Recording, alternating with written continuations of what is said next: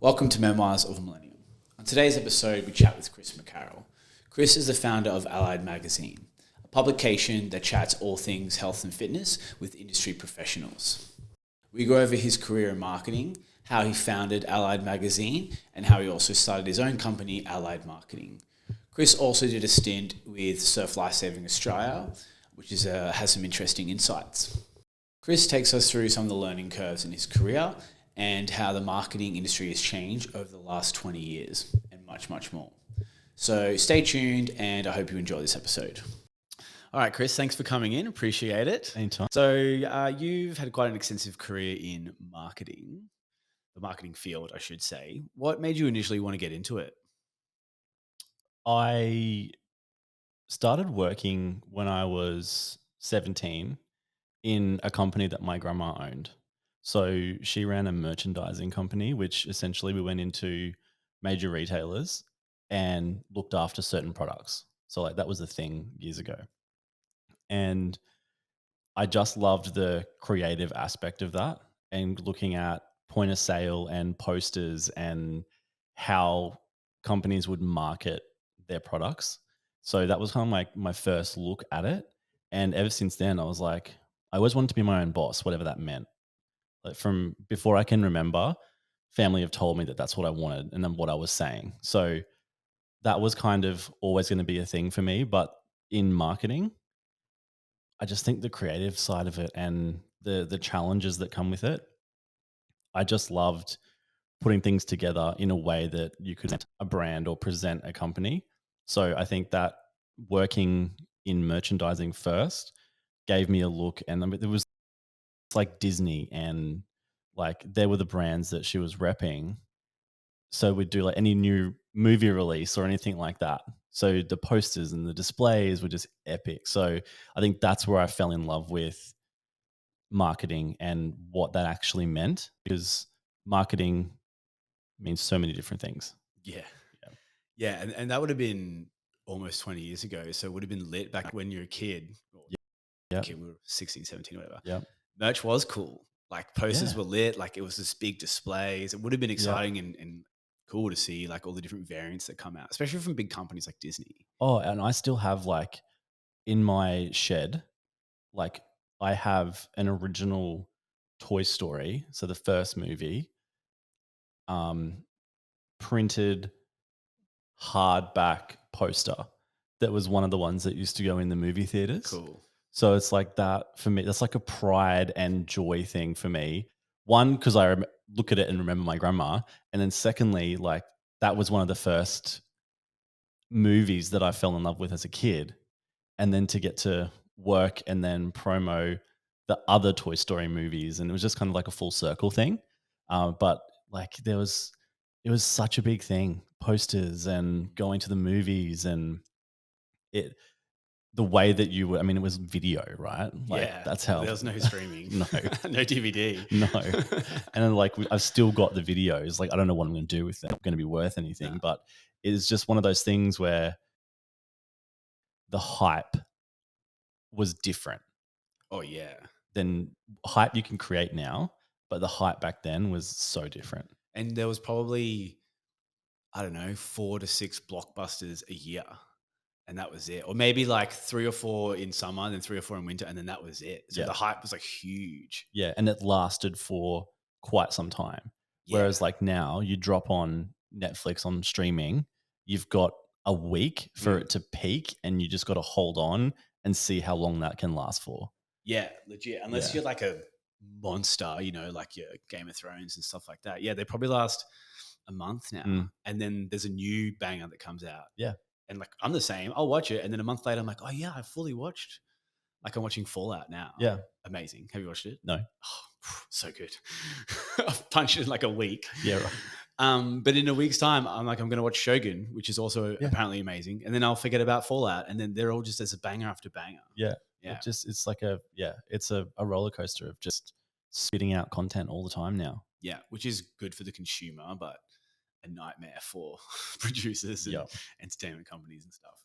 So you were with, the grandma's company. What were you doing when you were like, because you wouldn't have had like a uni degree or anything like that, not much experience. Were you just like the lackey? just helping? Yeah, Labor? initially I was, yeah. And then it kind of got to a point where she's like, okay, well, you can now manage these suburbs and then any of the retailers that were in those suburbs. And so, yeah, I was literally like 18 um, and would have to go out to DJs, Maya, like Big W, Kmart, and yeah, talk to the in-store reps and managers and try and get our products into the places that we wanted them. So, yeah, early on, I kind of had to just take that, run with it, and see what happens because I loved it and I learnt from her, and she just had this confidence about her. So I just emulated that. Yeah, Yeah, sick. And then were you doing uni while you yeah, Yeah. yeah. And then so after uni, you went to Sorbation. Mm, Was that your first full-time gig, like yeah, as on your not on your own, but away from the grandma's company yeah, and stuff like that? yeah. That was so she sold her company, and I was just trying to figure out what I wanted to do, and went for an interview for like a junior product coordinator or something in this fashion business that I had no idea about, and went for the interview. And they're like, actually, maybe you could be good for this. And said, okay, well, come in, learn some things, and we're about to start opening retail stores and expanding the brand. We feel like you could have a good skill set. I mean, it would have been cheap as, right? Yeah. Entry And level money. yeah, Yeah. so they're like, okay, can we get this guy for cheap? And yeah, offered me that like a junior production slash marketing role, and it quickly kind of straight into marketing from there. And it was just like I had to learn on the fly, and I was doing things that were well ahead of where I was at in uni. So I'm like having to learn things very quickly because the business was growing at such a rapid rate. Yeah. It's rare as well because, yeah, you're fresh out of uni, but you kind of had 3 years Mm, experience in the field already. Like, that's what companies want now, entry level role, but 3 years experience. So you were kind of like the unique yeah. person that had that. How did you feel uni? Like, did you feel uni prepared you for that role? No. Yeah. Were there any areas you think uni did prepare you? Because, like, nowadays, everyone's like, you got to go to uni, like, or every company, even in marketing or whatever, is like, you have to have a marketing degree to join us. And it's like, do you think what you learnt there actually prepared you for it? Or would it be hard to get a job now, but would you be able to just get hired at 17 and go work there for 3 years and know way more than you would have from uni? Um, First part of that is I'd like to think I learnt stuff from uni. I'm not sure what that is. Whether it was uh, some form of like theoretical psychology side of marketing, but again, I could have done that with a Google search. So that's where I'm like, I did have some really good tutors, and I think that's what I clung to when I was there was learning from people who are already doing. And if I'm doing something, I'm learning. But if I'm reading about it or watching, I'm not learning. Yeah, that's your Like, learning style. like Yeah, it's not how I operate I'm at the all. same. And the second part of that is I would hire someone now who's 18 years old and has not finished uni. 100%. Mm. If I feel like they've got the creative skills to deliver and are hungry and just love creating, I would hire that person over the person that has gone and done all this theory, but doesn't really have a lot of skill to show me. Yeah, yeah, because you can teach the rest. You can teach, oh, use this color because of this. Like you can teach that. But if someone doesn't know how to critically look at something and make it enticing to look at, like Yeah, you yeah, can't teach that. yeah. I think sometimes now people want the degree just to show that you can commit to 3 years for something and finish it and like Mm. do tasks and Yeah. yeah, it's an interesting world we're heading in because I think a lot of people are realizing now like don't finish uni and go to degree, like there's other ways to do it. Yeah. Or you can literally learn stuff online for free. Yeah, YouTube University Mm-hmm. or masterclass and stuff like. Yeah, And you can go and you can learn and do at the same time. And I think that's a massive thing that if somehow unis can turn this old machine that they've got faster to enable things to work for different learning styles and things like that, I think that that would change the game for them massively. Because if you can learn and open a online store at the same time, and you can make your own mistakes and you can learn at the same time, because I know like when we hire now in our agency, what students were taught about say Google Ads has all Oh changed. yeah, it changes every 6 months. Like Yeah. it's completely different by the time they graduate. So I don't know how they're gonna Yeah. continue with that. Well, you see it all the time with like how many entrepreneurs don't have uni and they've built these $1 million beasts from Mm, just learning themselves and trial by fire as well. yeah, So yeah.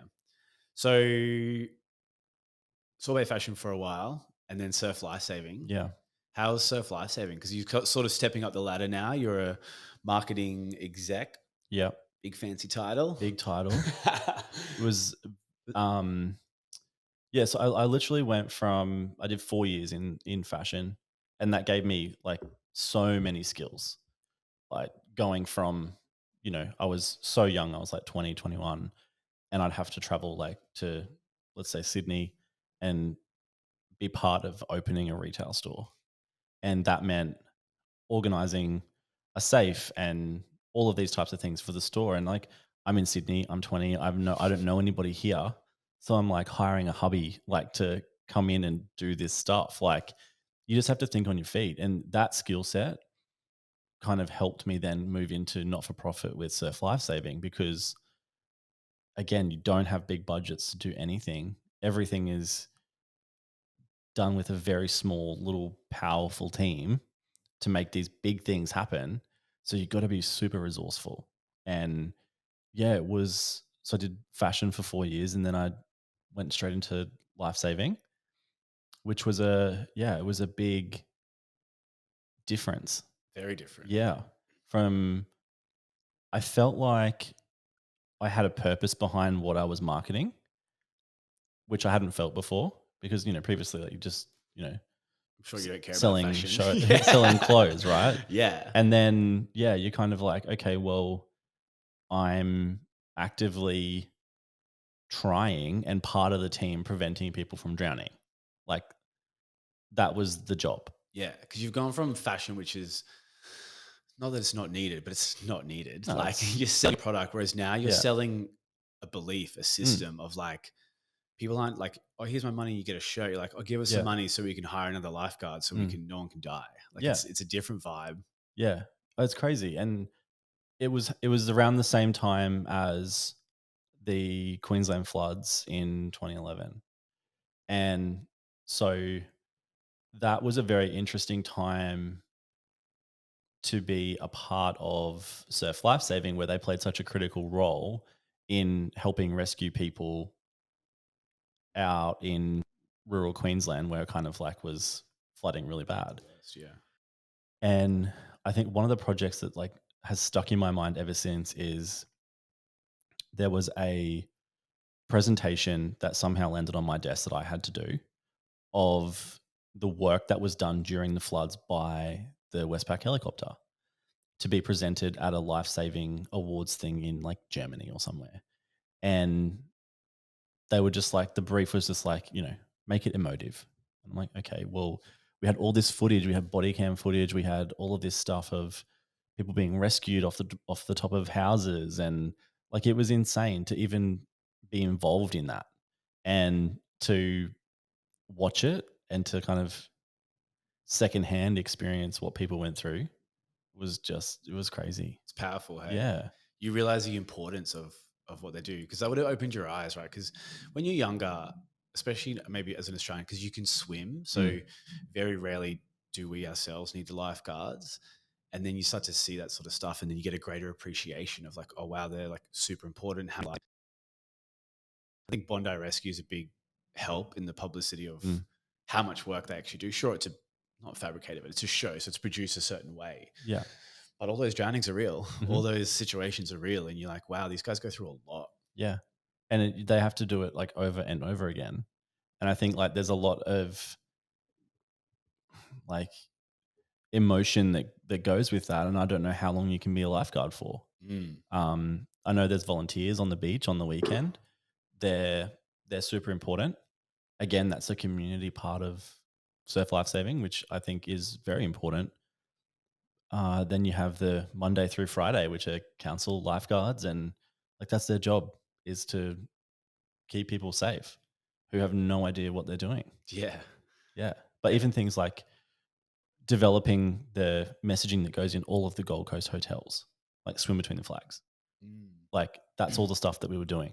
There's just so much that goes into it. And a limited budget as well. Hmm. Something super important for such a limited Yeah, budget. or you've got to get a sponsor for it to pay for it.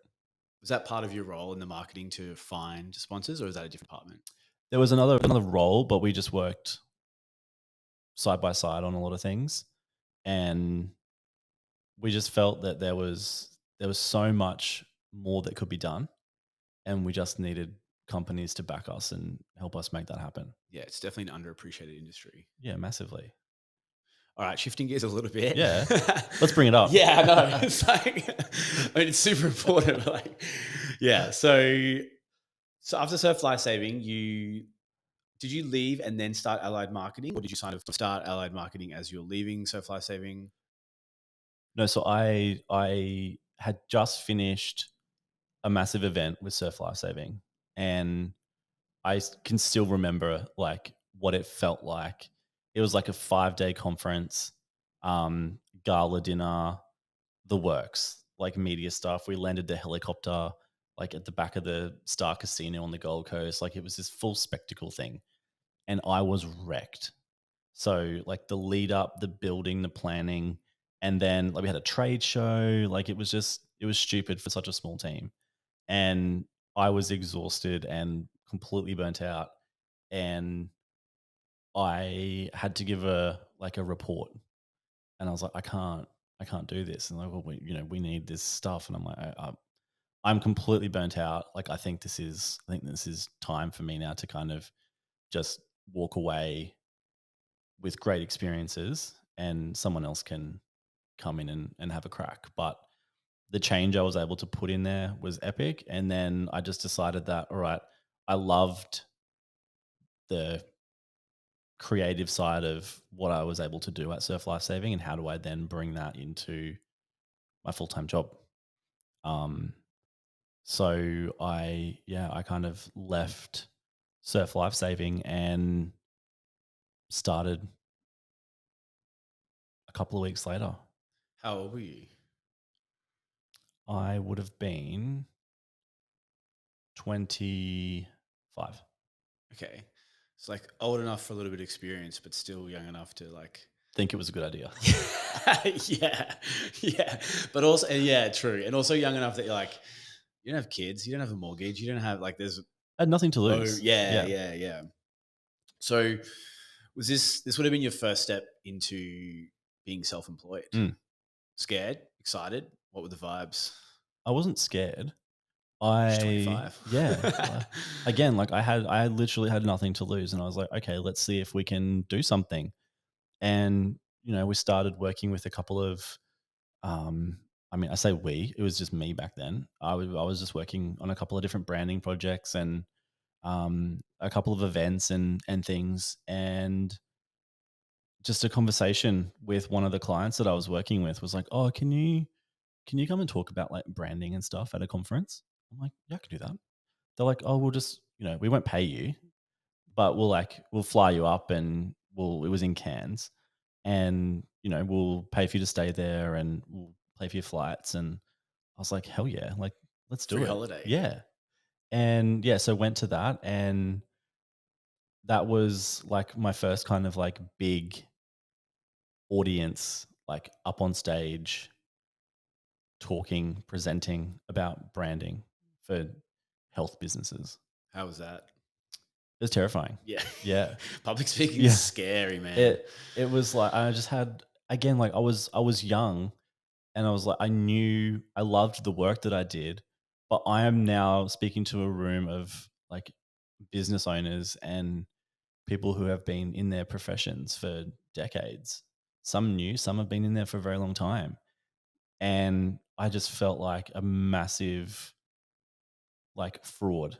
Yeah, I'm like imposter like syndrome. I'm new to this. Like you guys are listening to me talk about colors and like shapes. like these guys are health professionals like fixing people's bodies, and I'm talking to them about like circles and the different shades of blue that they could be using. So it was interesting to kind of reflect on what I was feeling, and it was mainly I was just terrified.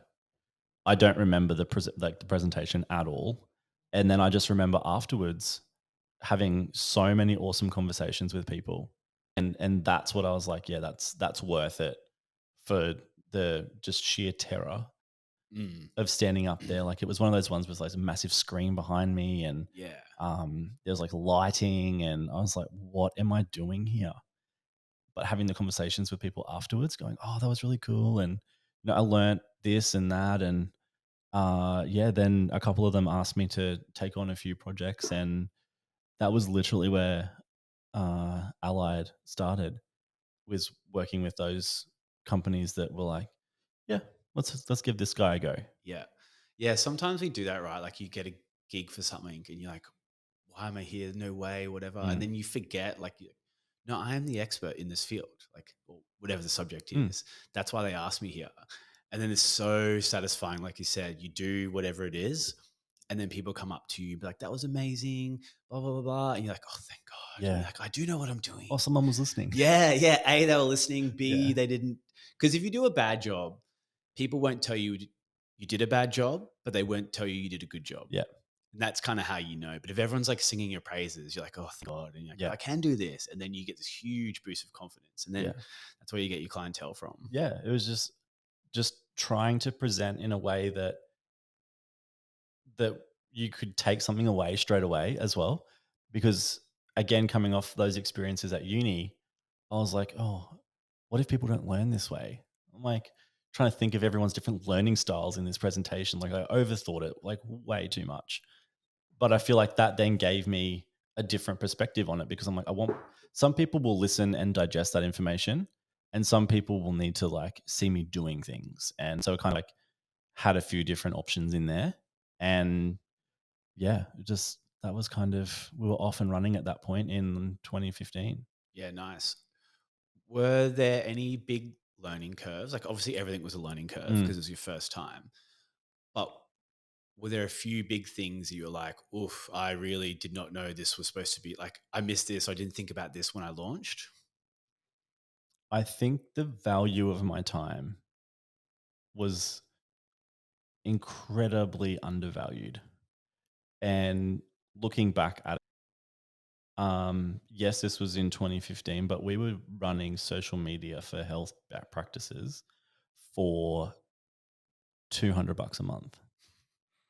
Yeah. And yes, that allowed us to kind of get into the market. We were kind of creating a market for ourselves. I don't recall there really being many, if any, other companies doing that at that time. And yeah, it just kind of got away from me a little bit, where it was like, we're doing $50 a week Mm. for these clinics. And how many hours of work?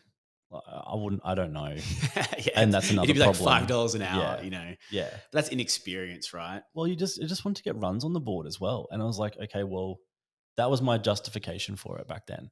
Was like, is okay, this is, not paying the bills, contributing to the bills. And then, I was just getting so much experience though.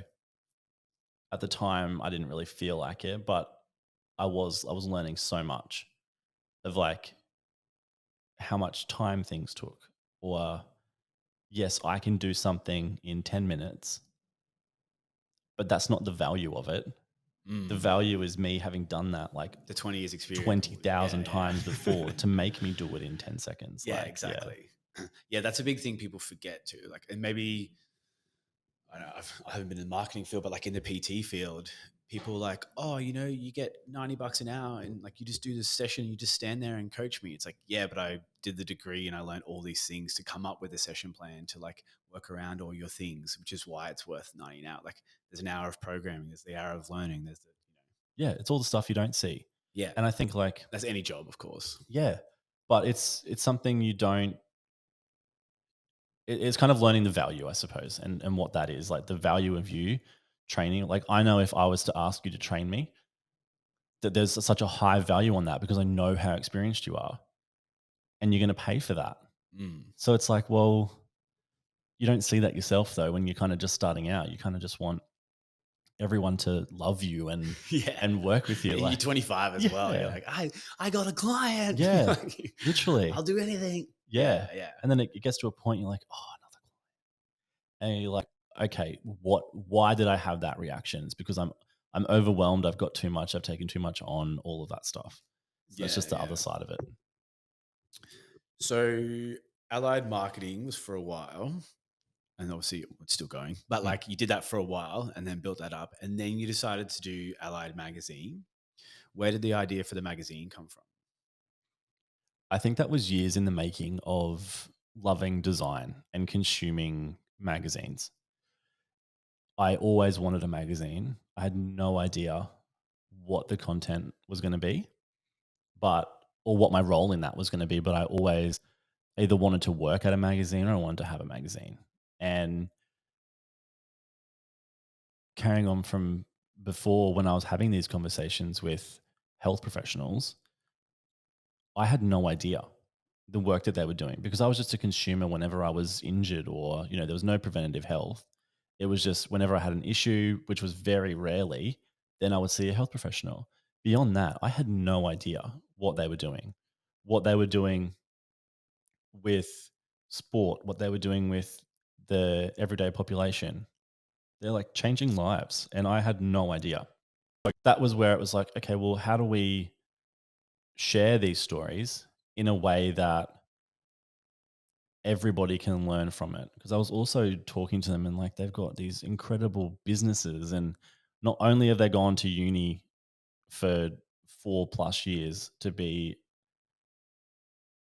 a health professional, to be a physio, a psychologist, and like that's just the start of their degrees. Like that's just to get the base level. Then you go and do masters and all of these things. Mm.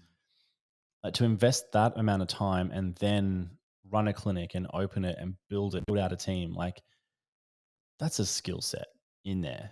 And I'm like, these guys and girls just don't get the recognition for that.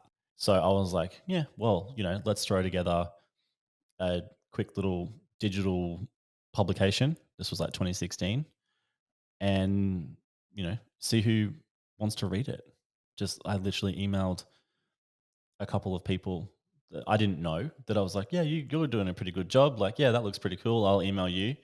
And yeah, that was kind of how that all started. And I think like it was Lindy Cohen was on our first cover, and she is on the Today Show. She's like their nutritionist.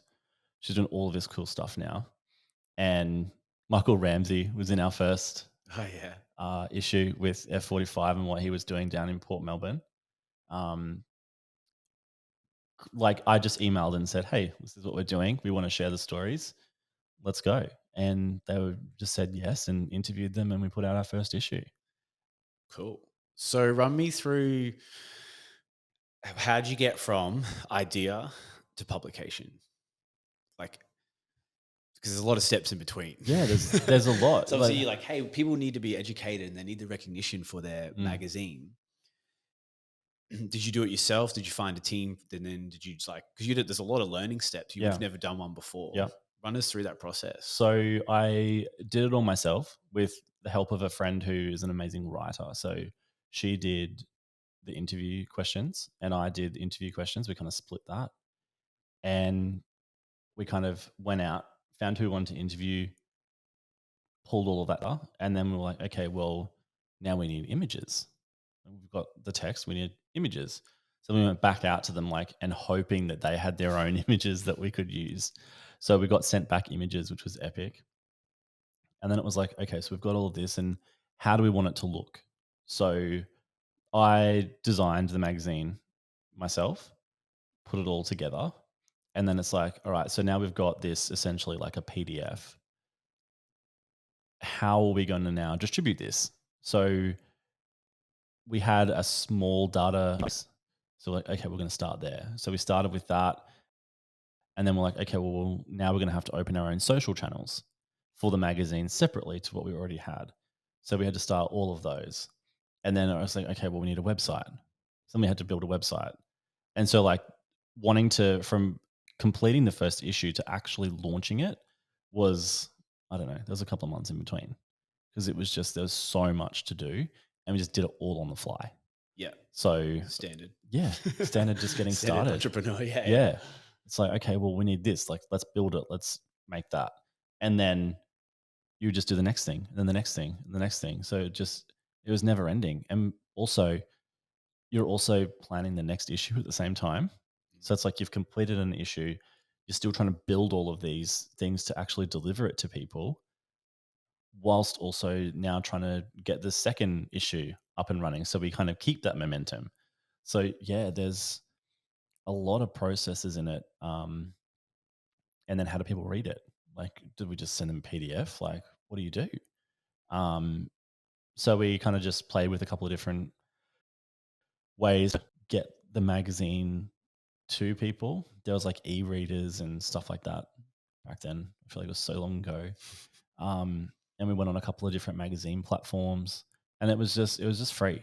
So we kind of just gave it out to as many people as possible. Just trial and error. Yeah, yeah. So that initial database, that was obviously your allied marketing Mm. database. And then how did you grow from there? So like all those things are exactly what you have to do when you have no sort of resources and no client base. What were the next steps from there? Like, so you sort of mastered what you were doing.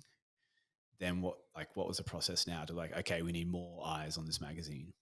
Yeah, it was just trying to get in front of as many people as possible. So conferences, expos, anything. Whenever we went anywhere as Allied Marketing, cut it in half, and the other half was Allied Magazine. So it just allowed us to get in front of so many health professionals, and then just trying to build a network as well of people who were in the space and had value to give to our magazine, and that we could give back to them by promoting and telling their stories as well, whether it was a business coach or whether it was someone doing courses and someone doing recruitment. Like there was just so many different avenues for us, but just going all in on Allied is our market and this is who we're talking to was probably the most critical thing that we did, because every different discipline in allied health has their own national body,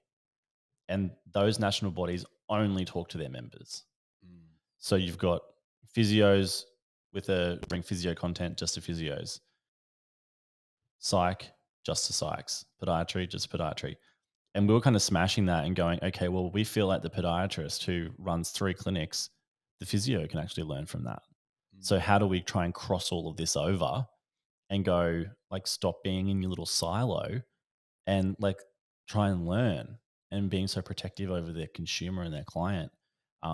So that's kind of, yeah, we just went to everything and tried to speak to as many people as we possibly could. And off the back of that, I was then asked to speak at a couple of different events. And I remember one that I went to, they like called me up to speak, and then the person that was hosting the event was like, "Oh, okay, so who's heard of Allied Magazine?" Like, to the room, and like I just died. What were the hands? Yeah, like stick your hand up if you knew, and I just like my whole body just like I just sunk, and I was like, no one's gonna know, and it's like 99% of the room put their hand Oh, up, perfect. and I was just like, that kind of floored me a little bit because I wasn't expecting that, and then I don't know, I kind of felt like extra pressure, but also comfort at the same time of like, okay, well, people already know that side. I don't have to try and like tell that story. I can just go straight into what I want to talk about. So that was really interesting, from going, oh my God, no one's going to know, to like then everybody knowing was a very weird moment. It is interesting that I guess it's the old school way. Like, yeah, they'll have the governing bodies for a reason, right? Because Yeah. they have their own legislation and stuff. But Allied health should be working together. Hmm. Like psych should be working with dietitians, who should be working with physios That's and what stuff like allied that. means, right? Yeah, I Yeah. know. It's so I guess it's like everything at some point has the archaic ways it needs to transition. Yeah. And you found that hole in the market, which is probably why they were all like, yeah, we've heard of you because we all want to learn about the other industries and work together and stuff. Yeah. Were there any major roadblocks getting it off the ground? Um, Besides obviously your normal sort of trial and error stuff, but any yeah. big things you're like, fuck, I need to get past this legislation or whatever it is. Well, no, we kind of we knew like a lot of the legislation and the rules, I suppose, from our work in marketing already. So we knew like what we could and can't say or what stories we could and can't tell. It was really just, I mean, everything comes down to funding on, okay, well, if I had more money, I could go to like all of the conferences and then everyone would know about us like instantly. But it's like having to find creative ways to do that. Um, and yeah, we just kind of grew organically. We grew on social, we grew, our database grew, which then allowed us to email content directly out to people who were interested. Um, yeah, that's kind of how we kept our momentum going. But in terms of roadblocks, yeah, just trying to find partners that would support us to help us like continue to increase our reach. That was pretty much the biggest one. That's the power of networking, right? Yeah. You just and trying to believe what you are actually putting out there. I think that was the other thing is like I had to just own the fact that this is what I was doing and this was genuinely going to help and benefit businesses and people as well, and not just think like I'm not just out here trying to grab money off people for nothing. Like that's not what it was about. That money that if someone partnered with us, it was literally going to like go straight in and like how do we reach more people? Mm, Yeah. cool. So Allied Magazine's been going for 9-ish Mm. years now.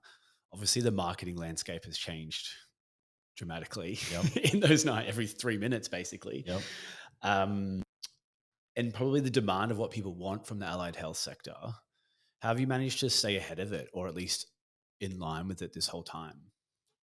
We have shifted to a lot of our content is really fast, like a little bit of like that Netflix style where we don't wait for the next issue to publish content. We are just having to publish all the time. And so like our website has become like just a massive, essentially like a news outlet of articles and research and all of this interviews, whatever it is. We feel like so much of it is timely. Anything of depth and like an interview or like an editorial piece we put in the magazine. But then again, like everything's just so fast. We've had to develop a LinkedIn channel because there's a lot of health professionals and our market is on LinkedIn. And then we've obviously constantly just battling with Instagram and trying to reach people through that. It's pretty much everything's just like pay per play. Like organic is really to continue. You kind of got to be running both streams because we don't have like a paid community that we can go to. Like all of our content is free. And we're now just offering like a paid print version as well.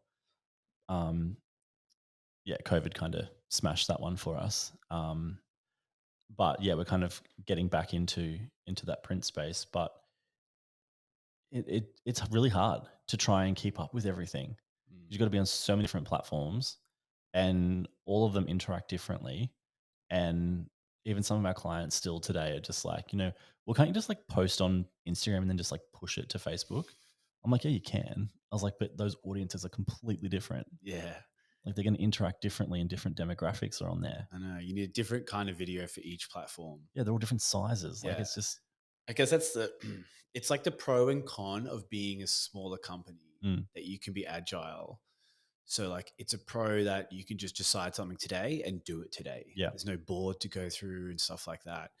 But then the con is that you don't have the money to have a person who's just Instagram. Like that's their job as Instagram. Their job is TikTok. Like it's you or whoever, like one marketing person is doing all 17 things. And you're never going to keep up with the beasts sometimes. No.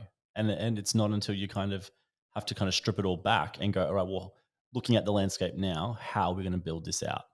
Because how we were structured before is not going to work now. So that's another big lesson along the way, is like having to take a step out and look at it, because it keeps changing. And I feel like we just keep band-aiding everything all the time, but there could be a better solution. So that's kind of like what we're going through now, is um, just trying to look at how we deliver everything, because it just keeps changing all the time. Mm. Like, does it need to be more video? Like, does it need to be, there's just, yeah, it changes. Yep. The beauty of it all. Yeah. Yeah. What does the future, I guess you kind of touched on it there, but you don't quite know. What does the future of Allied Magazine look like? Do you have a vision of potentially where you want it to go? Yeah. I think I really want it to have like more of a like integrated community, where we've obviously got like a great following at the moment and people who are interested in what we're putting out. And I feel like the timing is coming now for us to really look at how we can increase that engagement and community further, and kind of go back to pre 2020 and what we were looking to achieve then. Because we were kind of on a really cool trajectory with like implementing events and um, conferences and things that we would kind of run as a company, and bring in people who can really add value to our readers. Like, Have you thought about like forums and stuff like that, like online yeah, forums and yeah, all of that stuff. Like, we did all of that stuff um, pre-COVID, and then through that, we through the pandemic, we literally just kind of like published everything for free.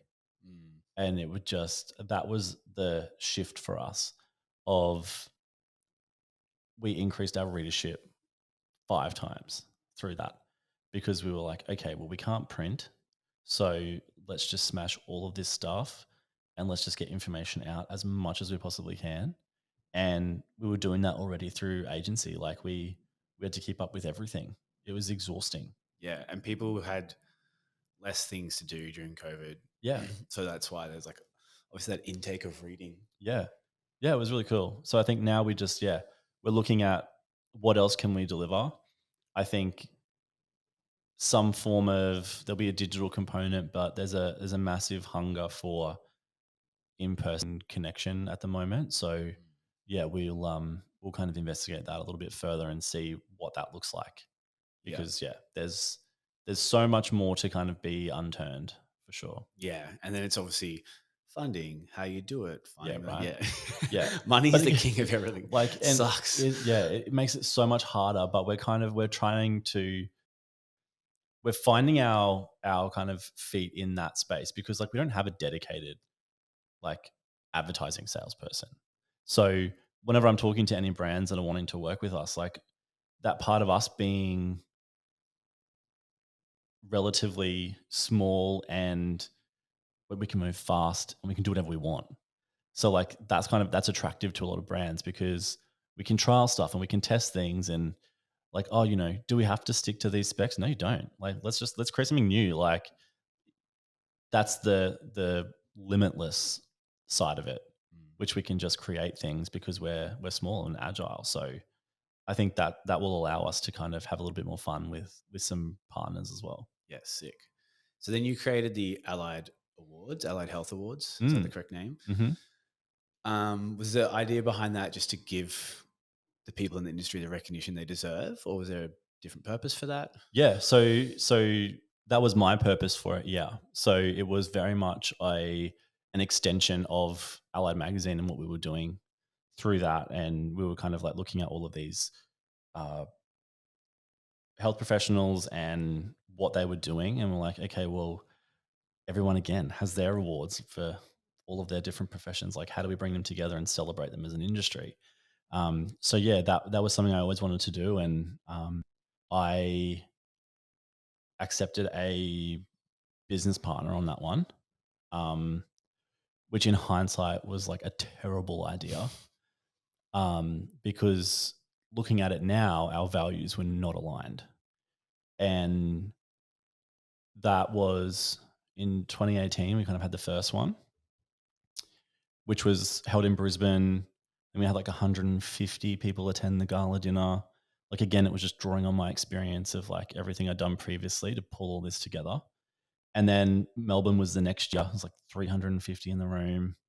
Um, and then that was when things started to fall apart business partnership wise, where my viewpoint was we need to take a step back. It's not about us, it's about the industry.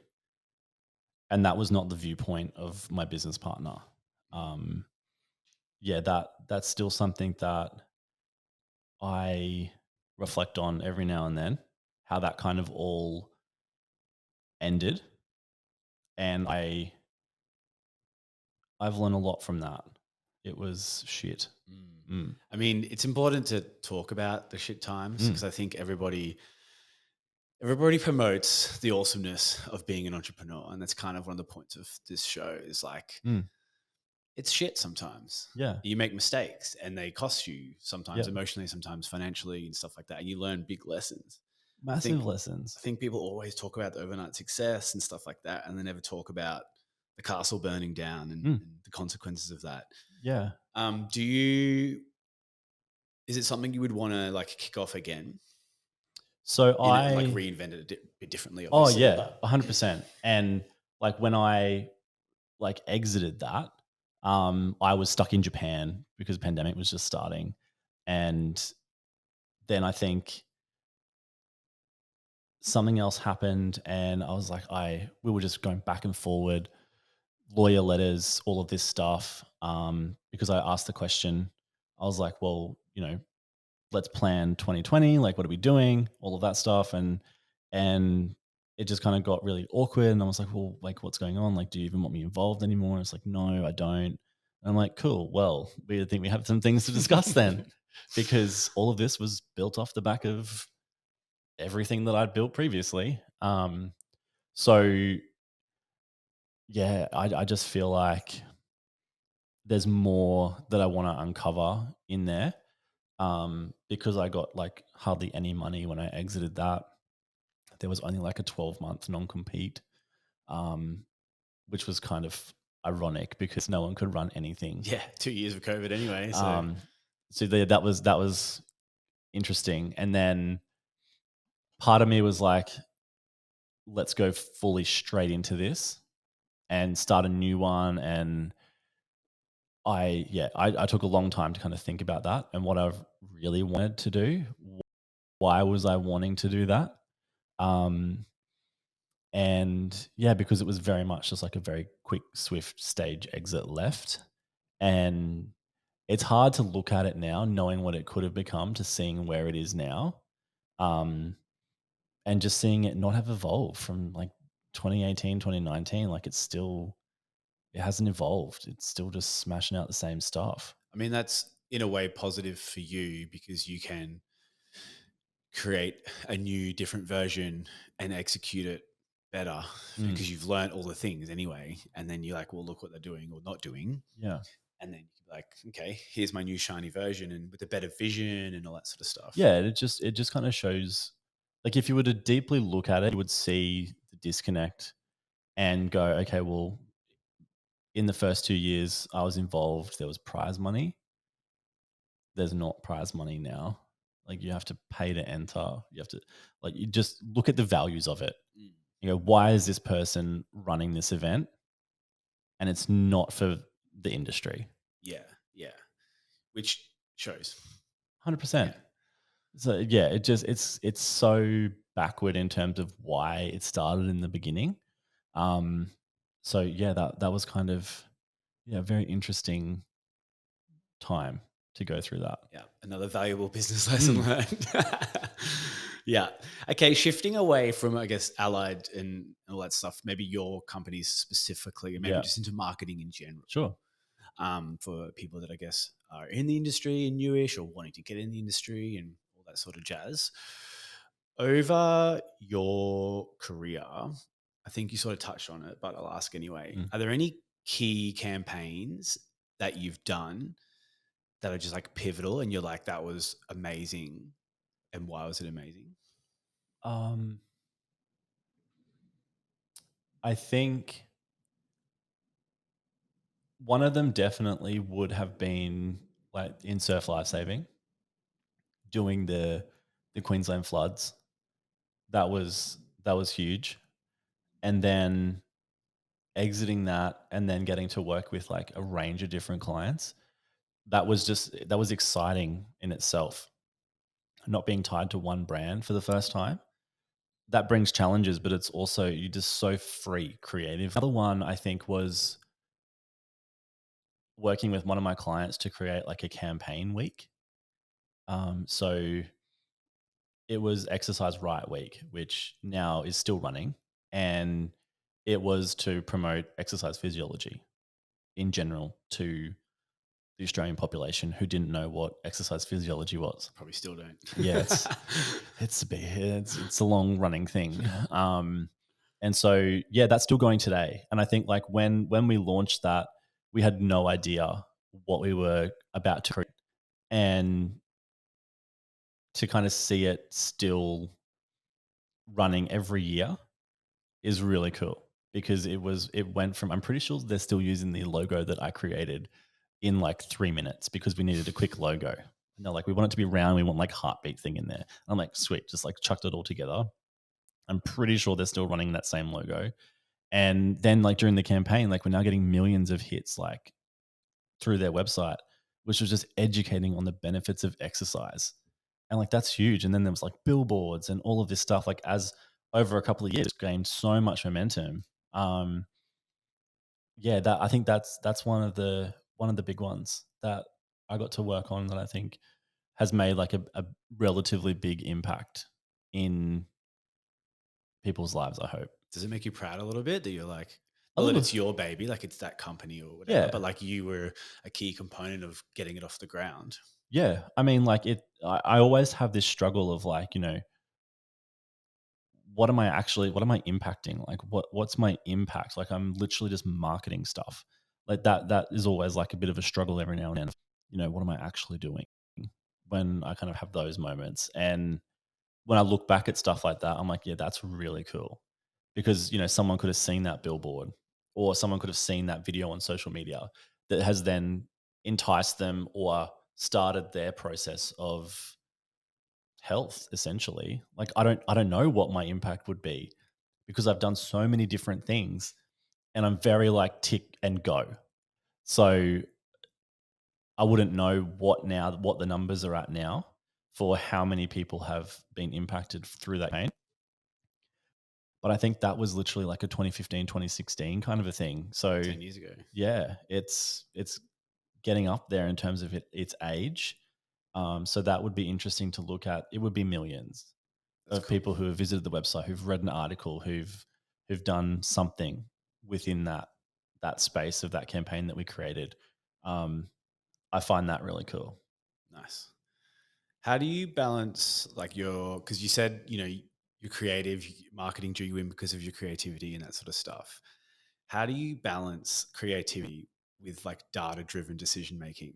Do you find they kind of conflict each other sometimes and you have to choose which one? You're a bit annoyed. You have to choose the data over creativity or vice versa. Yeah, I think data informs the creativity. So it almost gives us a direction. So I don't think that they compete too much, but I also see the side of it that it's like, oh, like that's just data is interesting but boring at the same time. So I just want to see snapshots of it. Like I don't want to go trawling through data. Like just give me a dashboard that looks beautiful. I'll be all over that. And then that will inform my decisions of like, okay, well, this piece of information is telling us that we should go and create this sort of campaign. That is how data is used for me personally. But then, there's others who kind of like analyze Facebook ads and data and um yeah, I'm not going to sit there and analyze all of that. Yeah. That's for somebody else. Do you think some companies do get caught up too much in the data? Like it's important, obviously, like your ROIs and like your reach and like per ad and cost per ad or whatever it is. But like sometimes you can get bogged down in it. Yeah. Do you think some companies do that, or do you think Yeah, it's probably 100%. yeah? Yeah. I think it's very easy to look at especially in a campaign where it's a paid campaign, where you're not really clear on your objective. That's where I think it gets a little bit dicey. Whereas, like, if we're running a campaign that is lead generating, it's a very clear objective on that. It's like, okay, this much, this many leads, this was a success. Did it succeed or did it fail? Mm, When there's other brands that we work with that are, I just need to see as many people seeing my brand as possible. Then it's a little bit trickier because we have to try and find the right audience and make sure that the people that are seeing it are genuinely interested. So trying to put a KPI or something on that, we need to get really clear with the client of like, okay, so we could go and spend 2 grand on Facebook ads and get you so many people looking at the brand. Is that what you want? Or do you want like people who are actually interested mm. looking at the brand? The right demographic. Yeah. Yeah. So it's really just expectation setting, and you don't know what you don't know. So when we kind of meet with somebody, it's like, okay, well, let's do that expectation piece and figure out like, is this what you really want? Is this what you really mean? Because otherwise you just get stuck in a loop and then it becomes a very short relationship. Yeah. Um, but I still find it super interesting, like between creative and data, and do this creative work because you can measure creative with the data. So it's like they've got to be best friends, but yeah. Yeah. Yeah. It's important because it tells us, they both tell a story. Yeah. Yeah. So a lot of marketing now, well, this is my Mm. perception of it, is like content marketing, which obviously it's shifting there and it clearly works sometimes. Do you think though there's still a place for storytelling in the marketing world, Yeah. or can they go hand in hand? I think they can work together, but at the end of the day, you're buying into a person, not necessarily a brand. If you can make that brand personable and have a life of its own, then people are going to just gravitate towards it. That's done through storytelling.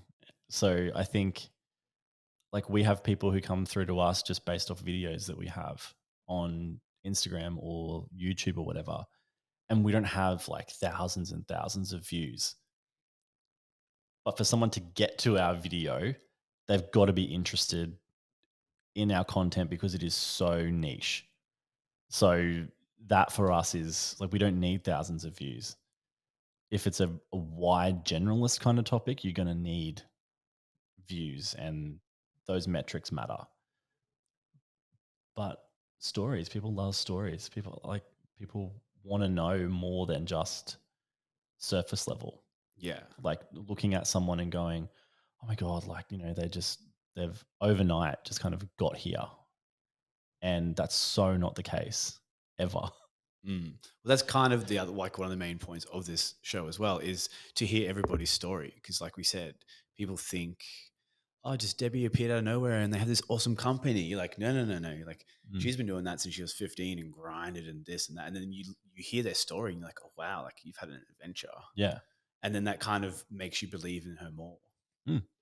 I think that's genuinely why I started the magazine in the first place, was because I loved that storytelling aspect of getting to know somebody and them sharing their story and me going like, "Holy crap." Like I had no idea that any of that was going on. Mm. And then you have this deeper respect for somebody who has had to go through all of that and still ended up here. Like that's they've got something special. Mm. Yeah. Yeah, it almost changes your perspective on them. And it's a bit unfair because we all do it. It's like you assume something and then you have this vision of them or what you think of them or how they got there or whatever. And then when you hear the true story, you're like, oh, I was a dick. I shouldn't have thought that. Mm. Like Yeah. we all do it. Everyone does it, especially like I think celebrities and super successful people and stuff Yeah. like that as well. Everyone's quite Oh, it's tall really, poppy syndrome in Australia. yeah. It's it's bad. Yeah. And I think like I found it really confronting whenever someone would say to me like, and they got my story wrong, or they assumed something, and then I was like, oh, I'm not doing it the right way. If people are assuming this about me, then what I'm putting out there is not right. Well, that's not the case either. Like I would Mm, constantly have to go over that over and over again. Like, well, no, I don't want you to think like we're this massive big entity and like, but that's just their perception. And that took me a long time to be okay with that. There's going to be perceptions. of course. There's always Everyone's two sides to yeah. everything. And then also what's happening in their life or has happened in their life will always change their perception of you. No matter how many times they hear your version of it, they'll just automatically, create these thoughts and processes. And that's unfortunately the way it is as well. Yeah. And being okay with that and just letting that kind of brush through. Yeah. That's Tough, powerful. tough, but like It's so hard. comes with age as well. Like now, because of all those things, I don't assume stuff anymore. Yeah. I almost assume everyone's had a tough Yes. like journey because almost always they have. Yeah. Yeah. It's not. I'm yet to speak to somebody who's like, oh my God, this was so easy. Yeah, Like not a single person, unless you win the lotto. Like everyone has grinded and yeah. And I think if you don't know, like ask the question, because I've met some really good friends when they've just asked the question, or I've just asked a question like, hey, what you're doing is really cool.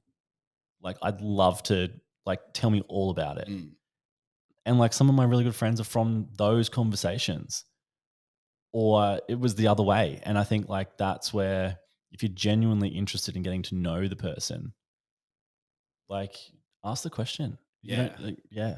yeah. I mean, even doing this, I've had people on. I've had two people that I've known for 12 years or more, and I know like a lot about them. But I'll ask this question that I've never sort of asked before, and they'll tell me a story, and I'm going, oh, fuck, that explains a lot. Yep. I know all your dark secrets, but I didn't ask this one specific thing. And then I'm like, this explains a lot. Yeah. That's why you're like that. But I think, yeah, you don't, there's so much we don't know about a lot of the people that are close. Like I even find that with like family and close friends. Like, again, you don't know half the stuff that's gone on in their life, and you probably never will. Yeah. You know a lot, but you never know everything. No, Yeah. no. But sharing as much as possible and being open about it can, yeah, potentially help somebody else through that. That's all that I really care about. So you've worked with allied health professionals, influencers, athletes, all that sort of stuff. Do you have any hot tips when developing and executing like influencer type contracts or campaigns with those people? Because you hear all sorts of different stories of things going wrong and going right. What are some hot tips around that? I think it comes back to like that expectation setting in the beginning of being very clear with objectives and what people, what the brand wants and what the influencer wants. I think that has to be super clear from the beginning. There can be no kind of like, oh yeah, you know what, just do a couple of this, or it's just got to be super clear and structured and written, because otherwise it just goes bad very, very quickly.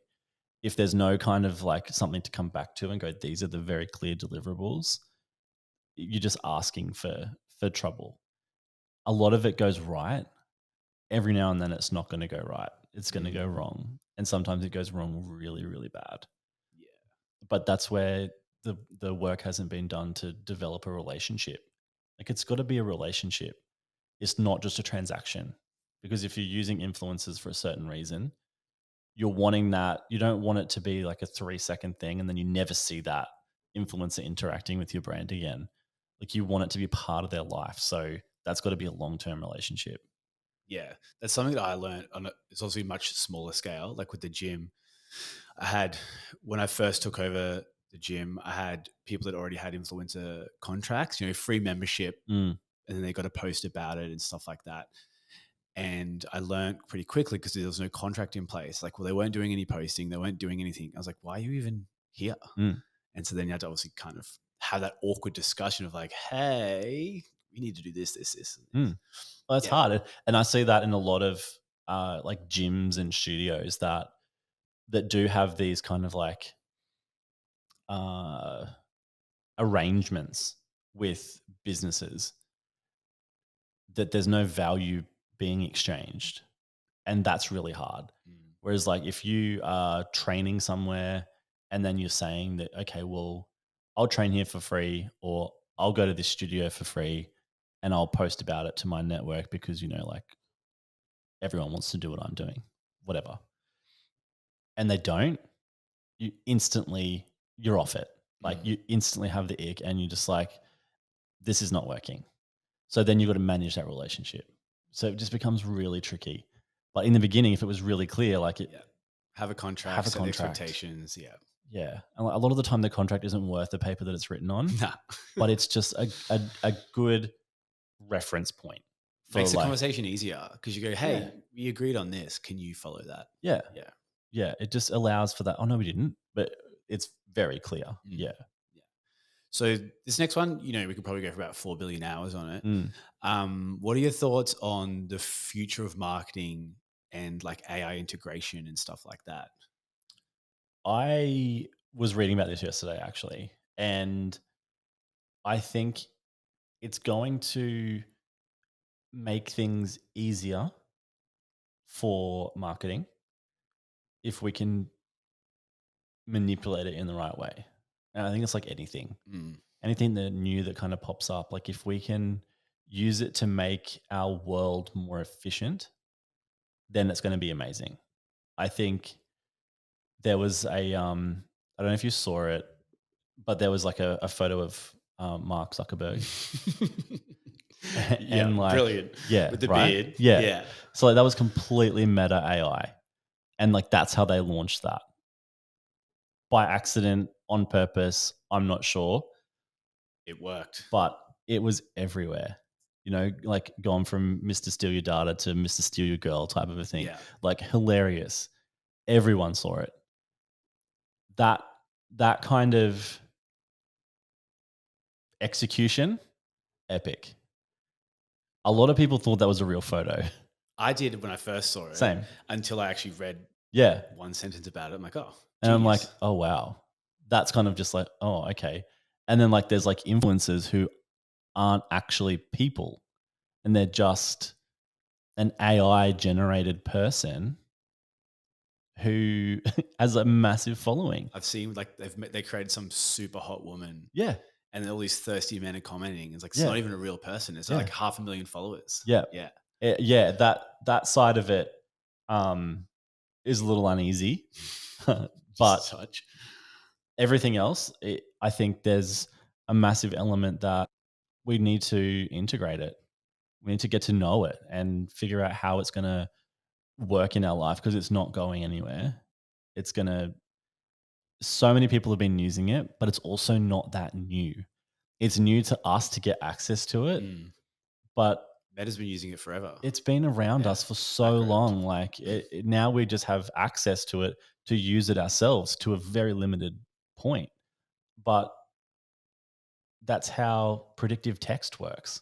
That's how all of these things that we've been using for so long actually works. Yeah. So it's like it's all been AI It's anyway. Spotify recommended songs work. Literally. Yeah. Google search, how it predicts the text.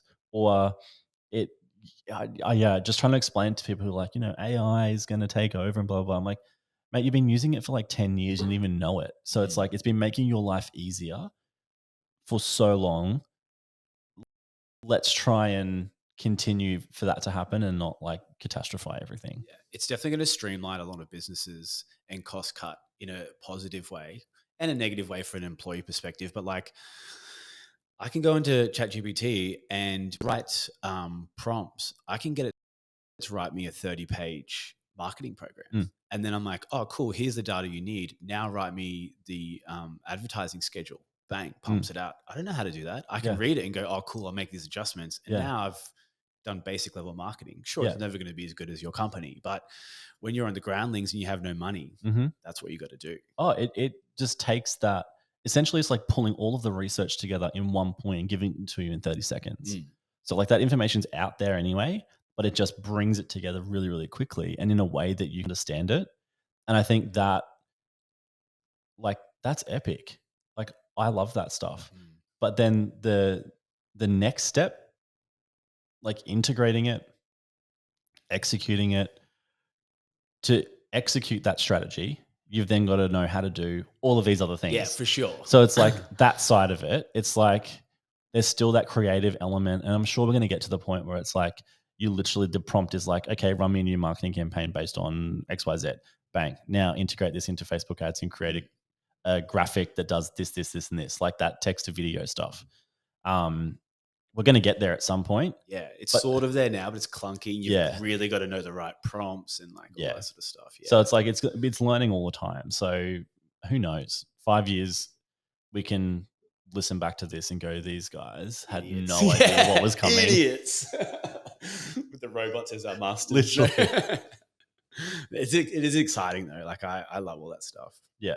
I think it's great. Like if I can type something to go like, hey, book me flights for this, this, and this, and just it does it. Let's go. I even use ChatGPT now as like my mini Google. Yeah. Like as in I moved house, I want to get some plans. I just went, give me the top 10 indoor plants for Brisbane, Australia that are easy to maintain. Yeah. Bang, gave me a list of 10. I'm like, cool. And then I Googled it, looked at the pictures. I'm like, oh, they're pretty. I'll pick them. Yeah.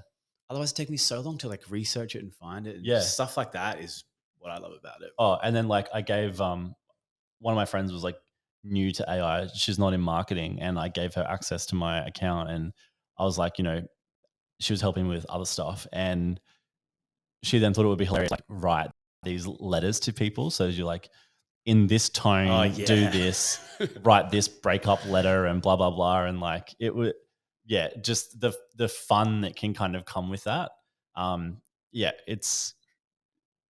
It's hilarious. Yeah. So if someone was to get into marketing, what top tips would you have to getting into the field? And then also, what are some key attributes you think that would make a good like marketing person to work in that field? I think just do as much as you possibly can physically in terms of create.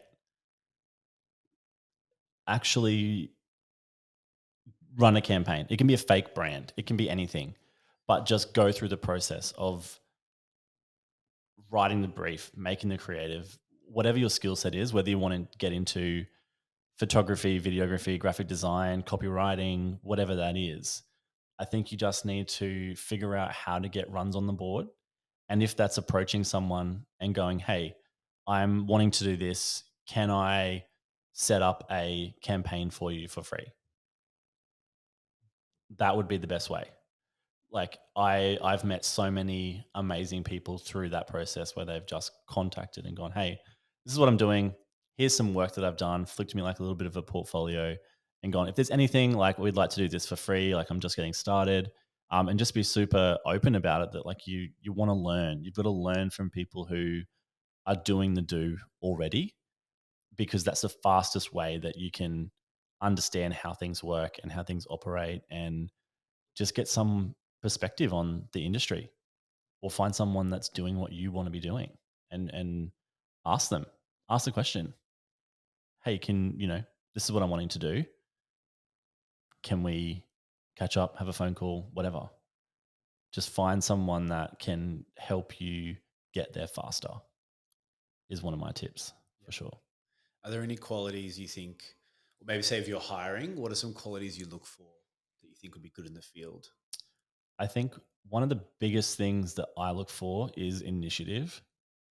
And if you bring me something before I've asked for it, or you've gone and created something that we need in the future, that for me is just epic. That's one skill set that I've just really struggled to find, just that initiative to kind of get and go. Like let's just create stuff. Like, we're in the business of creating all the time.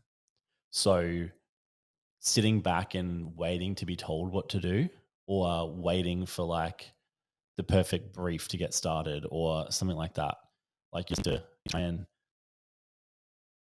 build that relationship, and you'll get to understand and be perceptive of things that need to be delivered. But if someone has an initiative, like, you're so far ahead of everybody else already, in my opinion. Yeah, agreed. All right, into our final three moments, Mhm. final three questions. What's one piece of advice that you've given in whether it's life or career or whatever that stuck with you forever, and you're like, oh, I'm gonna use that forever? Yeah. One of the biggest ones for me is, don't assume somebody can't afford it. That was like one of the biggest pieces of advice that I got. Mm. Was I was always assuming that people couldn't afford what I was wanting to. And that was, yeah, that has just reshaped everything for me, of going, don't assume that somebody can't afford it, because you Yeah. have no idea. My dad taught me that when I was a teenager because he had this family friend who was rich. Every year he would buy the new BMW or Merc, one of the two. Mm. But he was just a bogut. Like, he come from nothing. So he would wear footy shorts, thongs, and he walked into one of the dealerships and was like, oh, I want to look at this car and I want to do this. And the sales agent was kind of like, said it without saying, like, you can't afford it or whatever. Mm. So he was like, all right, fuck you. Went to the dealership in the next suburb over and was like, hey, I want to buy this car. Like, no worries. Sold it to him. He's like, by the way, I'm going to buy two, one for me and one for my wife. Can you call this dude at this dealership and tell him he fucked up and assumed that he couldn't afford it? Yeah. Because he just dressed like a bum, Yeah. but he was worth millions. Yeah. I think that was something that really changed my perspective a lot. And I was lucky that I learnt that early. Mm. Yeah. We probably mentioned it. You can, if there's another one, but what's been the highlight of your career so far? Would it be the two stories you told before? Or is there another story that's like, No, I think highlight of my career, I think, was, that's such a good question, and I'm really struggling to actually think what that would be. there can be two. Because I feel like I'm barely even starting. Yeah. Like, that's how I genuinely feel. So far then. Well, so far I just feel like, I think it does have to be standing, even though I'm no longer involved in this business, right? I feel like standing in Melbourne at the event that we just run, I was standing off the side of the stage, which is, where I felt like we should be anyway. Not on stage in a fucking red dress. And just going, wow, like, there's 350 people here sitting here listening to and congratulating and celebrating people because of what we've created. That was a pretty cool moment. I was fucking exhausted, but it was a really cool moment to just sit back. And there's a photo of me standing there, and like, I can see that in myself of what I was thinking at that time, because it was just like pure overwhelm and like exhaustion, and this is really cool, but I'm so tired. So I think that's definitely a big moment for sure. Awesome. And then last one, what's the next thing on your vision board? So my vision board got cleared a couple of years ago. So I've got a fresh one. And like, right in the middle of it, I have like left it empty, because I'm just not sure what that is yet. And I don't know whether that's just the time in my life or whatever it is. There's a lot of things around like calmness just changing, because my life has just been chaotic since I started almost 10 years ago. It's just been chaos. So yeah, it's not complete. That's all right. It's a work in progress. Yeah. Decision pending. There's no cars anymore. There's no like, it used to just be full of that stuff. Standard. Yeah. And it's very different now. Nice. Yeah. Well, thanks so much for coming on, Chris. I greatly appreciate it. It's Thank been you, a mate. good little adventure, good story time. Yeah. And I wish you all the best for Allied. Yeah, same. Thank you very much. Thank you.